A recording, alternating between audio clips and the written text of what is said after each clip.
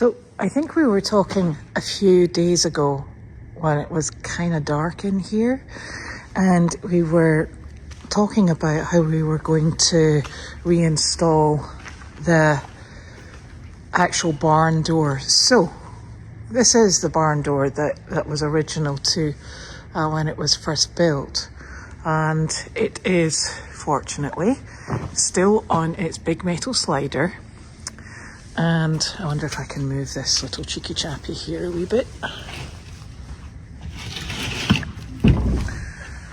And it does slide, because we did actually get it to move.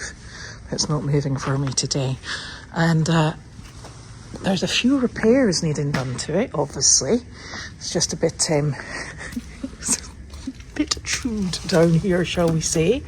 But you can see right behind it, the door jamb here will have to come out, and that will allow it just to slide back and forward. And it gives us, it's still got its old connection. So all we really technically need to do is take off the door jamb, remove the door, and that space opens up to horse size, because you can imagine getting a really large horse through there. It's a bit of a squash and a squeeze, that is. So it's really exciting because it's all just coming back together.